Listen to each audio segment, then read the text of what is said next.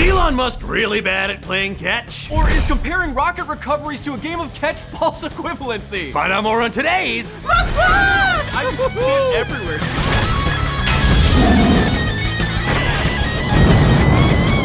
Not a lot of people, if you don't do a lot of videos and stuff, like the first sentences that you have to say in the day, you get a lot of spit underneath your top lip. And sometimes it just comes out. Yeah, it's like your Squirtle.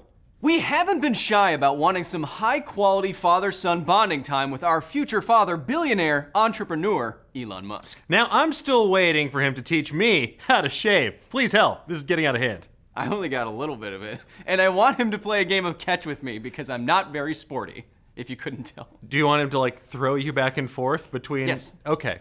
And this is why we were infinitely excited by SpaceX's Falcon 9 launch last Thursday morning from Vandenberg Air Force Base in beautiful, sunny California.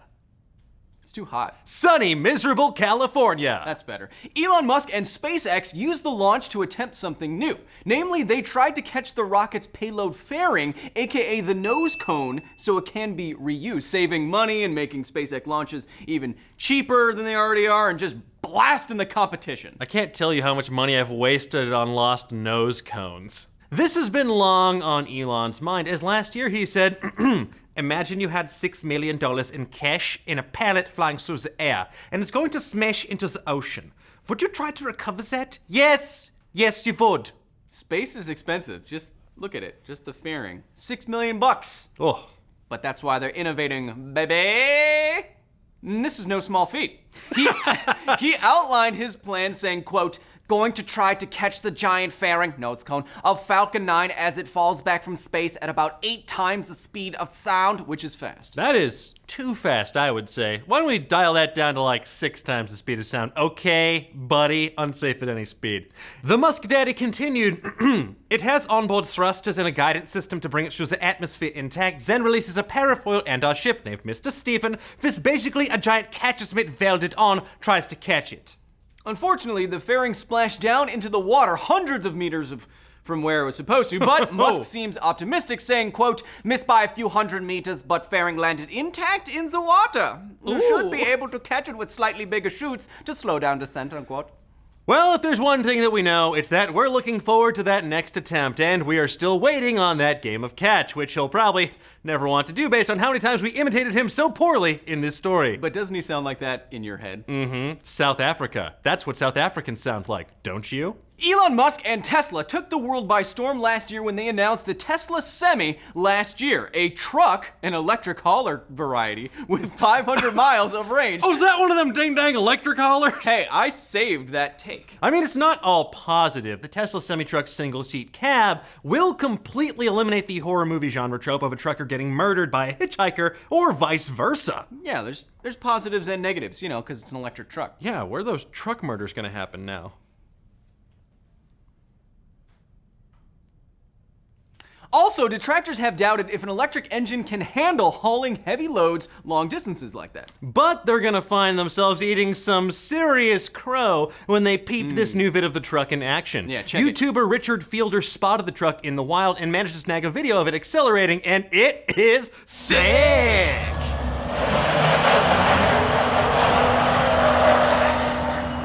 A lot of companies started ordering Tesla Semis to bolster their vehicle fleets. I think they just want to look good from a PR standpoint, but hey, if it helps the planet. Notably, Budweiser and delivery company UPS. And I can't imagine it would be hard for more companies to want to get a Semi when they see it in it. Oh no. It's a cool truck, boys. There, you walked right into that one. Yeah, I try not to walk right into Whatever Semis. you put on the prompter, Dan will read. Now you could say this next story is boring a hole into our brains. That would be the low bottom of the barrel, because it's actually about a bunch of holes being dug into the ground in multiple cities for The Boring Company. You guys see what we did there, right? You're not dumb. Yeah. Washington, D.C. has just granted a permit to the Boring Company for a potential Hyperloop station. The station's proposed location is just off the National Mall and about a mile from the Capitol. Once the station is complete, it'll immediately be decked out with Washington's favorite historical monument.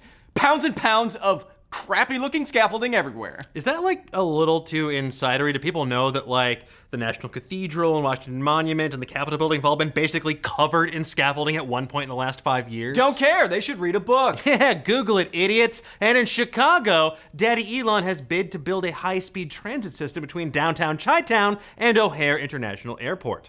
I wonder how fast those trains might Chicago. Not your best, but I could beat that by an O'Hare.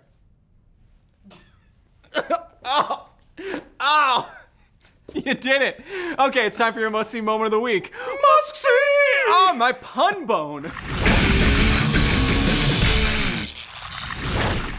My punny bone. There we go. Yeah, there we go. Damn it. I was like, how? It's right. No! It's right there. The botched fairing catch wasn't the only thing of note from the SpaceX Falcon 9 launch last Thursday. Included in the rocket's payload were the first 2 satellites in SpaceX's StarLink plan to launch well over 4,000 tiny satellites to blanket the Earth in sweet, sweet broadband internet by the year 2024. That's a lot of hentai. The 2 satellites named Tintin A and Tintin B are currently operating and communicating with Earth stations. But Danadon did a goof, accidentally tweeting, quote, "Don't tell anyone, but the Wi-Fi password is Martians." And after that, quote, "That was a DM, right?" Oh, I think that was just Daddy's sense of humor at play again, but... He is a comic genius. He is. He's truly the most defining comedic voice of our generation. Yes. And I do believe that he doesn't know what a DM is because I've tried to been slided his DMs for years, and he hasn't answered yet. I comment on every Instagram photo, just in case. I just go directly to the source. Dad's secret files. What's he got in there? Who's really in the Starman outfit? Yeah, the identity. Proof that the Earth is... Anyway. And that's all the time we have for this episode of Muskwatch. Bye!